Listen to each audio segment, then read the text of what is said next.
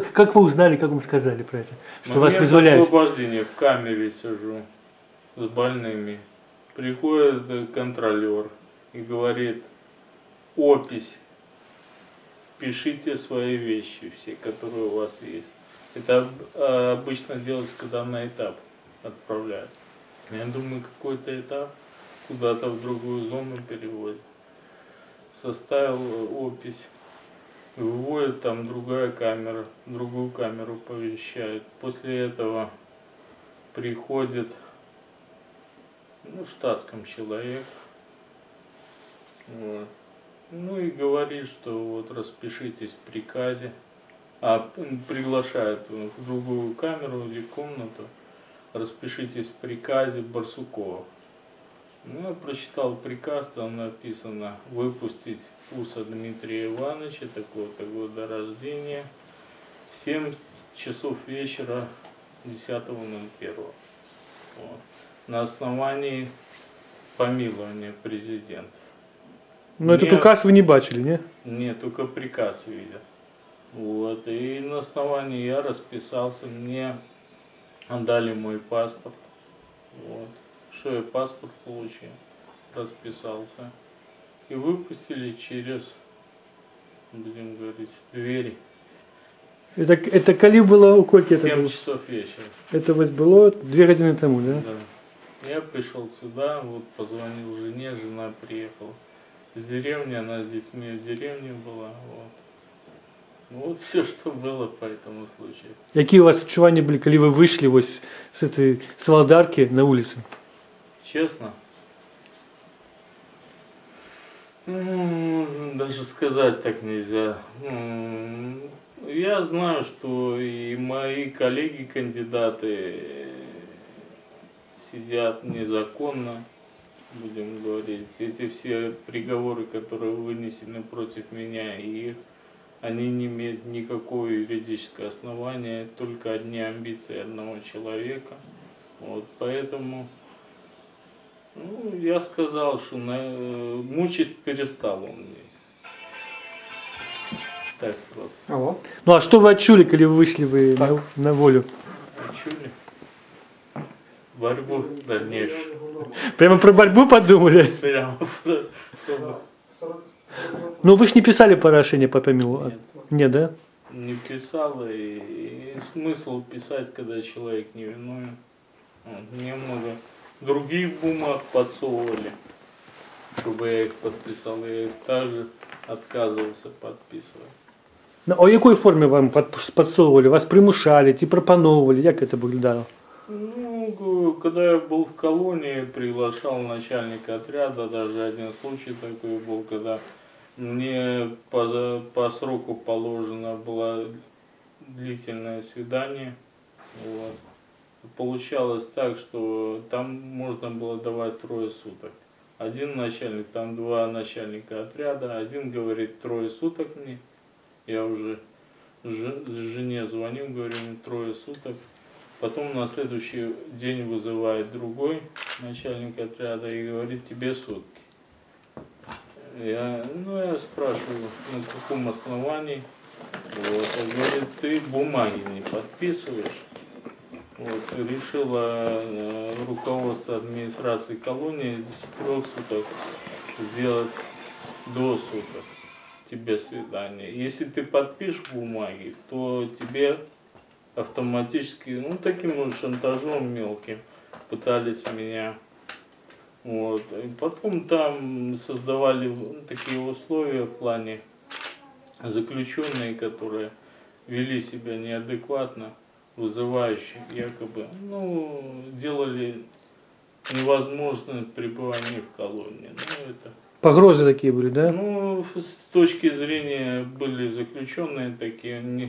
Но я думаю, это все равно все шло через администрацию колонии. Вот зараз прикладно то же самое у Санникова, у Статкевича, там весь зв'язки, что про знаменитых зв'язнів. Да. Они таким пользуются. Такой последнее дело Байковой, наверное, слышали, когда она бросала обвиняемых в пресс-хаты такие, которым выбивали зубы. вот, и заставляли подписывать документы, те, которые надо для следствия. Ну, это с той же оперы было, вот, только немножко не в таком репрессивном варианте. Ви зараз изнутри убачили ось нашу эту пенитенциарную систему. Что вы можете про нее сказать? Какая она? Выправляя на людей идти, наоборот? Ну, знаете, я ничего не могу сказать по ней. Я немножко, я могу сказать, но я пока не хочу говорить насчет нее. У меня много мыслей насчет нее. Так в двух словах она ломает людей. Не выправляет. Система это ломает людей, вот. Ну, сустракались вам там и добрые милициянты, охотники? Ну, я так не могу сказать, меня не допускали в сектора, я жил в отдельном секторе, вот за мной там следили, может 5, может я не знаю сколько человек.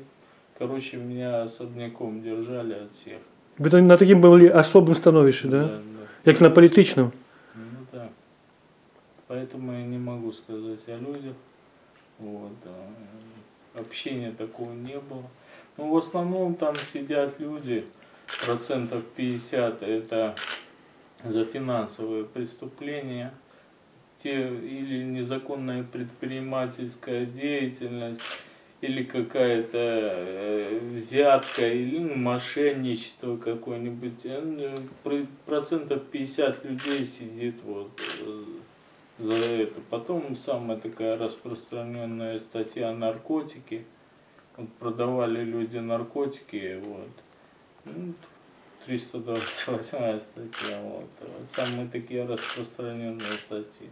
Я памятаю, на суде вы сказали, что вы в тюрьме, когда вас посадят, будете тлумачить людям, что у нас дрянная выборчая система. Вот вы протягивали это или нет? Да, 5 контролеров написало заявление уйти из колонии. И колонии, где я был после моего общения с ними, я надеюсь. Вот. Что, сошли с працы, со службы? Да, заявление написали, я не знаю, их отпустят или нет, но... Вы их разагитовали? Получается, да. Вот. Ну, все люди понимают, что происходит, поэтому они, здравые люди, отдают отчет этому. Вот. Это точно было написано сотрудниками колонии, с администрацией было, чтобы уволить меня по собственному желанию. Притом число, я знаю, что на других колониях там порядка 11 человек увольнял. На Шклове, может, Статкевич там сагитировал. А скажите, вы можете згадать самый тяжкий день за вашу тюремную эпопею? Это вот сколько вы, 4 месяца были, да? Тяжкий. Ну, скорее всего, это первые на Володарке. Самые дни это самые тяжелые были. Что, психологично тяжкие эти, физически? Там психически тяжело из-за того, что, во-первых, замкнутое пространство. Сутками в одной комнате находишься все время. То есть там и физичные умовы дрянные, и тут на вас обвалилась эта турма, вы все-таки сподевались, что позбегнете, и ходили на воле, Не, и тут раптом... я, если честно... Не сподевались? Ну, если брал сумку с собой, я уже об этом не думал, что я смогу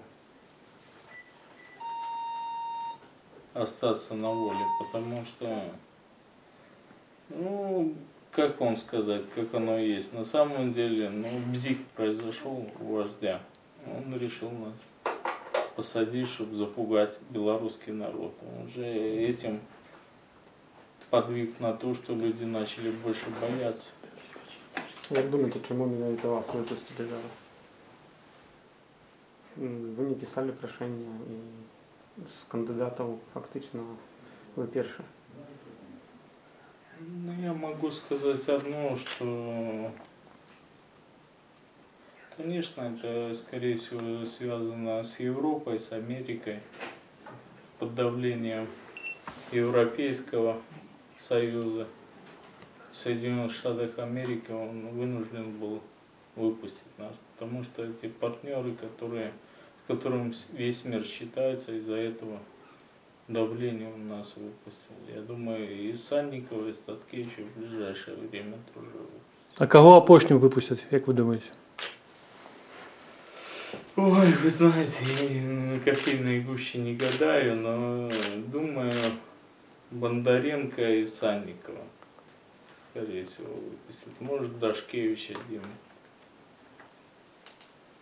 Ну, скорее всего, я имею в виду тех, которые сидят в колонии. Я уже не буду брать, северинцы. Вот, Павле. Поэтому те непосредственно, которые в колониях сидят, вот, их, наверное, Бондаренко и Санникова выпустят первым после меня. Это я так думаю.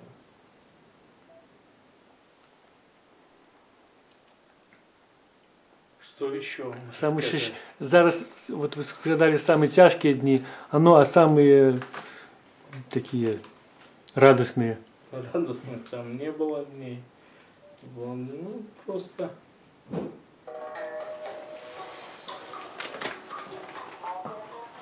радостные. Ну, то, что меньше напруживало, что дозволяло там... Ну, я режим не установил себя. У меня была работа, я гамаки плел. И шмат плели? Нет, не шмат. А сколько коштует гамак? Гамак стоит 1300 рублей. Один полностью сделать гамак. Это вам платили? Да. А сколько в продаже коштует? 50 тысяч. Ну, получается, фактически зарплата заключенная в среднем 60-70 тысяч в месяц. Так еще же вычитают еще за еду. 75% вычитают за то, что якобы используют. Мы находимся в учреждении, якобы компенсируем их. Вот. Что еще могу сказать? Практически получается, вот у нас колония была 850 человек, 200 человек всего работает. Остальные все люди, получается, на гособеспечении, никто не работает, работа не предоставлена. Многие хотят работать, люди, а администрация не может обеспечить заключенным работу. Вот. Это очень много. Но меня почему-то нашли. Шансовало? Нет, я так думаю, вождь приказал, чтобы заставить мне гамаки плести. А вы думаете, что это так недаремно было, да? Ну, да, Не выпадково? Потому что я так слышал, и Санникова картонные коробки там начал, и Статкевича бревна таскать, а мне гамаки плести. Ну вот гамаки плел, потом у меня там была возможность в шахматы играть. Вот. Там и Сьюар сидит у нас один адвокат, ну в колонии, я имею в виду. Сьюар? В Руси, да. Вот. Черный? Нет. Вот. И сидит адвокат. Я с ним непосредственно играл в шахматы, там еще несколько. Кто кого? Не будем говорить. По-разному? Ну, было больше я, будем говорить. Хотя, вот, так что потом после этого, что еще?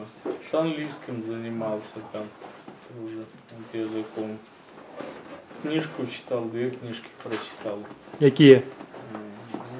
Ну, перечитал Петра Первого, Алексея Толстого. Перечитал «Монгол», такая книжка есть. Колдове, или как его, писатель. Выговорить даже не могу. Вот. Сейчас читал этого самого адмирала Нельсона, братца. Ну, прочитал вот сейчас. Ивана Грозного начинал читать 3 тома. Читал книжки, что еще делал? Спортом занимался немножко для себя. шахматы играл, английским. Время как-то быстро проходило в плане того, уже на коробе. Режим вас там не угнетал, этот тюремный? Як ви себя? Вот вы свободный человек, был кандидат на президента, потрапили в колонию, у вас там кожный оховник має право спинить, покарать. Вот это вас как? Ну, я еще раз повторю, вот на уровне контролеров, непосредственно с кем общались, они все поддерживали меня в плане. И никогда не, будем говорить, не ставили палки в колеса. На уровне там выше начальника колонии, там начальника отряда были препятствия, вот они создавали специально невыносимую обстановку, чтобы как-то заставить меня там подписать эти бумаги, как-то, ну, будем говорить, сделать так, чтобы я проситься начал. Так. А вот это ваши манипуляции с шпиталем. То у вас шпиталь, то знову колонію, знову шпиталь. Спочатку вам не дали эту другую группу инвалидности, потом дали. Ось як ви це прокоментуєте? Навіщо це робилося все? Я могу только догадываться. Нам было выпустить, поэтому так вот поступили. Для чего? Может, повод, больше повода было, чтобы...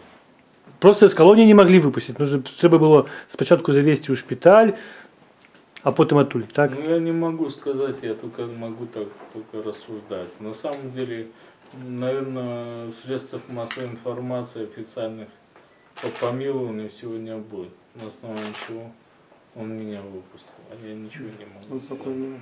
А пока не было, да? Вы будете удельничать в наступных выборах? Ой, дожить надо. Решил национальное собрание, пойду в следующем году, это 100% по своему округу, где я был депутатом. В следующем году, я надеюсь, там я и собрал 9000 подписей за свое выдвижение кандидатом в президенты, где я был депутатом горсовета. Вот. Я надеюсь, что в следующем году я буду баллотироваться кандидатом в депутаты национального собрания. И уже не будет этих махинаций с бюллетенями, как привыкли делать администрации районов. Будет честный подсчет бюллетеней. Я тогда 100% уверен, что я буду депутатом национального собрания. А що треба зробити, щоб такі були вибори, про які ви марите? Ну, за это меня посадили. Вы же знаете, чтобы это были, надо изменить дополнение внести в избирательный кодекс. У меня есть это дополнение, вот, и его надо провести. Вот, и чем раньше пройдет оно, тем будут демократичные выборы у нас в республике. Вот. И что, улада на это пойдет? Я думаю, под давлением Европы, Америки, и, надеюсь, России тоже. Сейчас у нее выборы в следующем году, он пойдет на это, другого у него выхода нет. Поэтому, скорее всего, он пойдет и будет, наверное, сейчас отдохну, а потом будем еще встречаться по этим вопросам, надо будет не один раз говорить.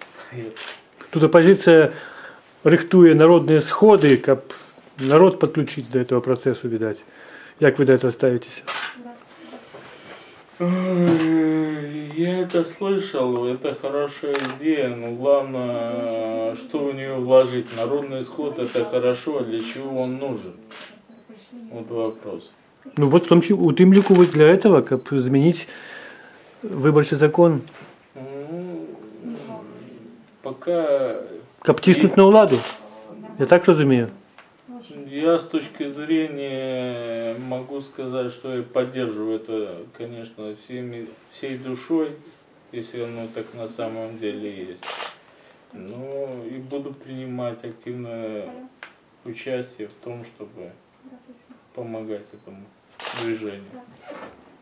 Чтобы в следующем году были выборы непосредственно демократичные, которые были признаны всем мировым сообществом республики были независимые от властей, которые без фальсификаций, которые на сегодняшний момент у нас существуют в республике. Без административного давления, понимаете? То бок турма вас не переробила. Нет, так я сразу сказал, я ж человек слова, я ж если говорю, я делаю. У меня такого нету, чтобы до конца, до победного. Через не могу, хотя очень тяжело было, я честно говорю. Добре, дякую вам.